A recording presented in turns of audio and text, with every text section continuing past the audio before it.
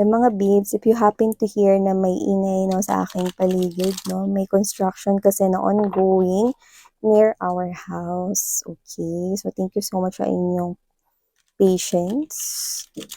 Okay, so let's see.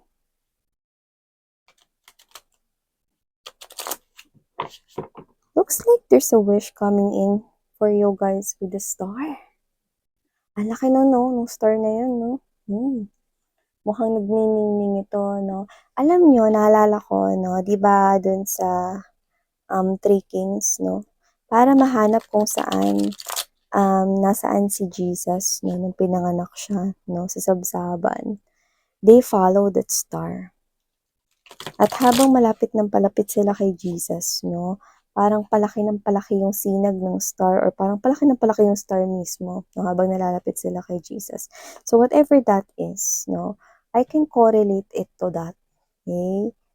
Because yung wish ninyo na paparating na ito, it looks like ang lapit-lapit na to sa inyo. It's so close. Taray. So, alamin pa natin. Thank you, angels and spirit guides, Archangel Michael. Let's see.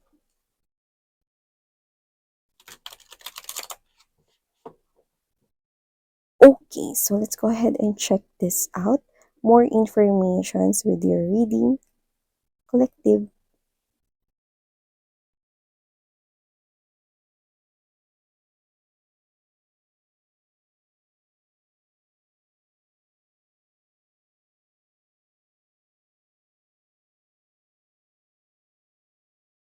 Oh, nice.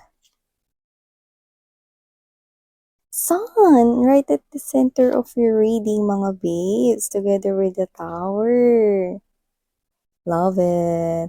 Alam mo, sa lahat ng mga tarot decks, no, ito yung gustong-gusto kong Two of Cups. Sino naman yan, no? Sino ba naman ang hindi magkakagusto sa ganitong klase ng Two of Cups? Look at that. So sweet, diba? So, yan, no, ilagay natin dyan. Pag-usapan natin late. Ay, like it. Ang ganda nang nakuha kong mensahe dyan. Okay? Mamaya i-chika ko sa inyo. Okay? Pero ilatag muna natin lahat, okay? So, hi and hello everyone! Hi new subscribers! By the way, my name is Yan. And returning subscribers, thank you so much for the warm love at support ang binibigay ninyo. So, yun nga, I repeat, no, kung naririnig ninyo na parang may construction, mga babes, no, kaya mag-alala, wala naman ako sa labas. Hindi naman ako malalaglagan ng falling debris. Pero yun nga, no, thank you for your patience and understanding kasi meron ditong construction, no, near talaga our house, yan. No? So, yun mga babes, no?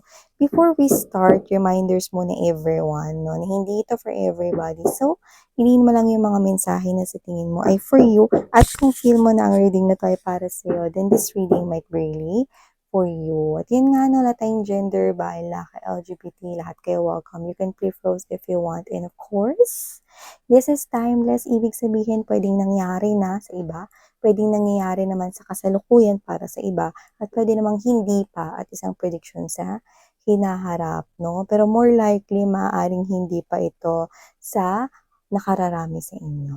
Yan, no? Pero kaabang-abang na to, guys, diba?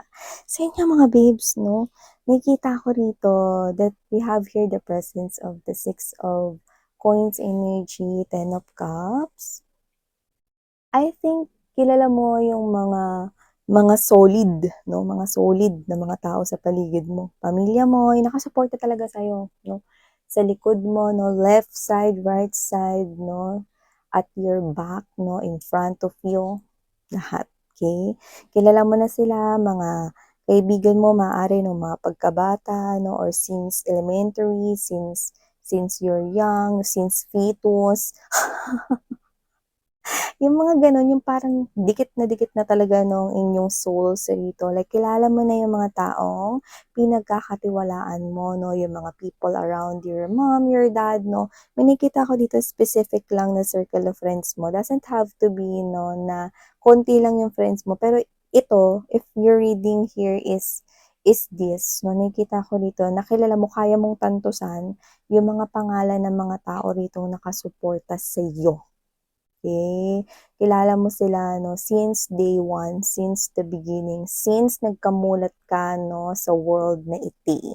So kung sino man sila, doesn't matter kung kailan mo sila nakilala, basta they're still with you right now and they're solid 'no, solid sila 'no, na nakasuporta sa'yo sa lahat ng ginagawa mo, sa pangarap mo, sa mga gusto mo ritong i-pursue, sa mga gusto mo ritong i-push sa life mo 'no, nandiyan sila 'no. At ang maganda, solid talaga, okey. Alam mo kung sino-sino yang mga 'yan 'no. Pero yeah, you love these people right here 'no. Mahal mo sila like a family 'no, like a family. Kung mga friends mo sila 'no, alam mo na 'no, na parang mga kapatid mo na sila 'no, parang magkakadugo na rin kayo 'no, or mga katrabaho na naging friends mo na rin 'no.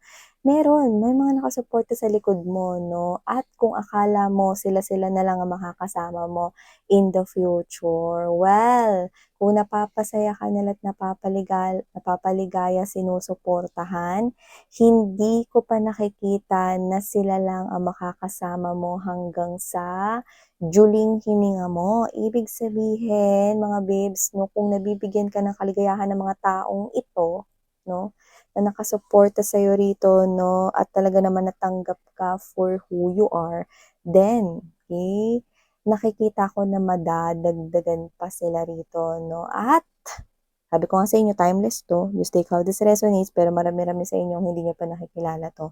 Hindi niyo pa nakikilala, you still haven't met this specific person 'no, na talagang mamahalin ninyo at magpapaligaya sa inyo to the point na walang papantay sa kaligayahan 'no, maiiksidan or malalampasan niya pa 'no, yung mga tao na solid na sa'yo. So, ibig sabihin 'no, hindi mo pa nakikilala yung tao rito 'no, na talagang ituturing mo rito na talagang greatest love of all mo. Kasi sa kanya mo mararamdaman 'no, yung greatest love of all. Yan, may nakita ko here. So kung, mahal na mahal ka na ng mama, papa mo 'no, or hindi ko sinasabi na na ano, siyempre iba yung love ng parents, 'di ba? Iba yung love ng friends 'no, at iba rin yung love ng family, relatives, mga gano'n, or love ng pinsan 'no. Dito, kaya ko nasabing greatest love of all 'no, kasi dito iba na talagang yung puso mo lulundag, eh, 'no, pang love life 'to, eh, nakikita natin dito. So, kung napapasaya ka na ng mga taong solid sa paligid mo 'no, dito lulundag yung puso mo 'no. At kung nasan siya, well, hindi ko na siya natatanaw sa malayo dahil nakikita ko na siya na umiilaw-ilaw ditong kulay pula. Ibig sabihin 'no, hindi yun isang alarming mga babes 'no, at hindi rin yun red flag, kundi umiilaw-ilaw ng pula upang sabihin 'no na nandiya-diyan na siya sa malapit. And when we say malapit, puwedeng nakapasok na siya sa mundo mo or sa mundong ginagalawan mo. So, kung sino man 'tong individual na 'to, nakikita ko rito mga babes 'no, na siya ay nagtataglay rito ng kapabilidad na kaya ka niya rito talagang paligayahin 'no, like walang hanggang, walang kapantay na kaligayahan ang nakikita ko 'no, na mararamdaman mo with this person here 'no. Like alam mo yun 'no, with this Nine of Coins energy and there's that Ace of Wands, you do not see, nakayuko ka here, eh. So hindi mo talaga nakikita na may dadagdag pa pala 'no, sa mga tao na nasa mundo mo. You feel contented with these people already. You have your friends, you've got your family, you've got your mom, your dad, your kapatid, whatever. So, nakikita ko rito na okay ka ni, no? Satisfied ka naman ngayon sa buhay mo eh. Nakikita ko rito, no, na itong klase ng love life na ito ang hindi mo pa na-experience ever. Okay?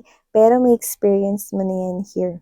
Kasi with the Knight of Swords energy, the Sun right here, hindi ko na ilalapit, no? Kasi medyo nakajubad yung dalawang kids. Pero dito, dalawa, oh. Nakita mo, dalawa yan, tao na yan, no? So, ibig sabihin, dalawa, mga babes, no? Kayong nakikita ko rito na magkakaroon ng pantay na kaligayahan, no? Sa buhay ninyo, sa piling ng isa't isa. Kaya naman, nakikita ko rito ng malinaw, no? Na ang romantic love life mo rito, no? Ay uusbong ng bongga.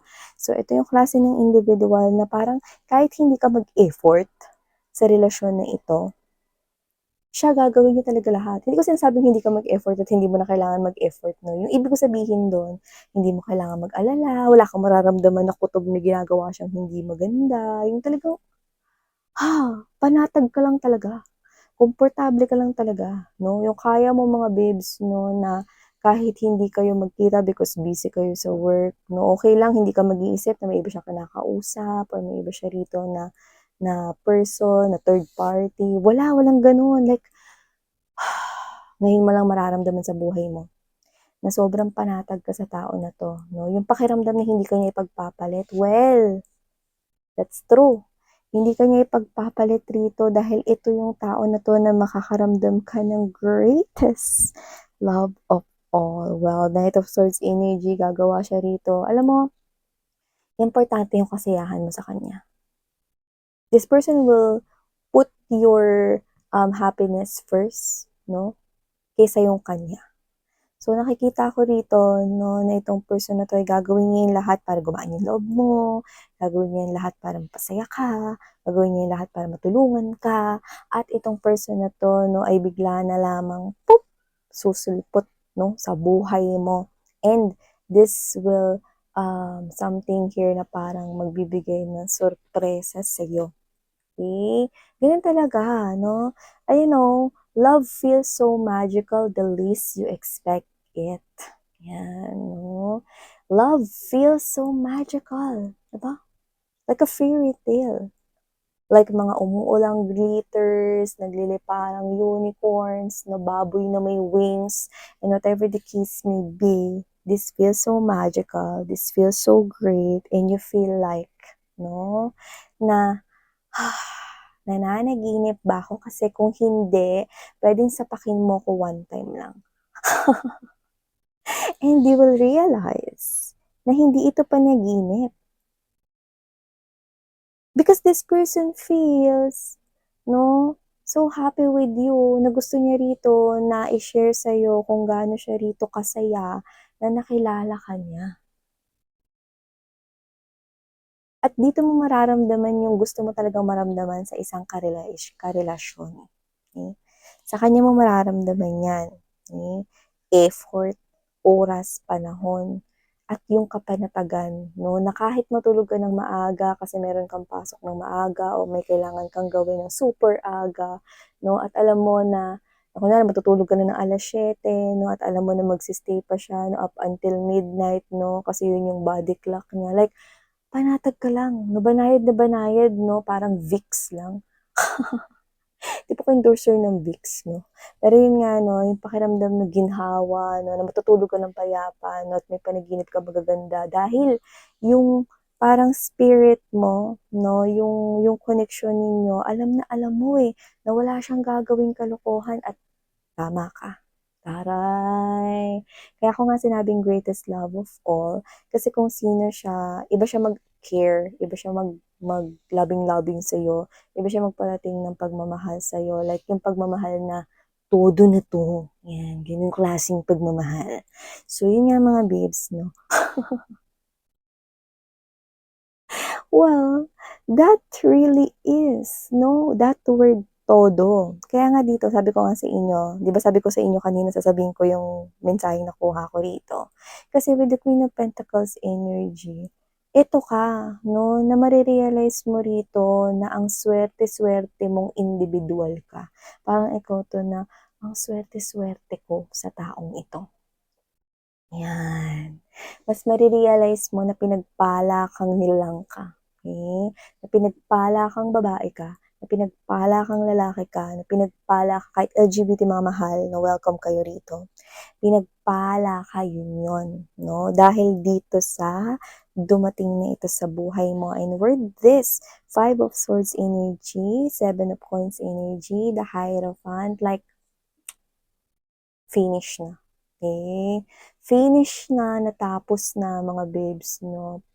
Perfect. You're having that perfect life, you're having that perfect love life, you're having that happiness, perfect, everything is perfect, left, right, front, and back. All sides, perfect. All corners, perfect. Well, deserve mo naman. Kasi galing ka rito sa power na ito, na sobrang wasak. Ayan. So, deserve mo naman talaga yung ganitong klaseng perfect life. Oras na para magbago yung buhay mo. At yung mga taong nakakasama mo na solid ngayon, madadagdagan na sila, no, ng isa pang miyembro. So, taray, claim this beautiful messages right here. Collective, alam kong deserve nyo ito, 102%. Bakit to? Kasi dalawa na kayo. Yan, nun, taray. Labing-labing. Yakap-yakap. Yan, no. I love it. So, ito, mga energy nakuha ko sa inyo, mga babes. Beautiful. Sobra, ha? It's so adorable. Okay, let's use that word. This is so adorable. So, yung mga babes, na thank you so much. Sana ngayon, love and light. Annyeong.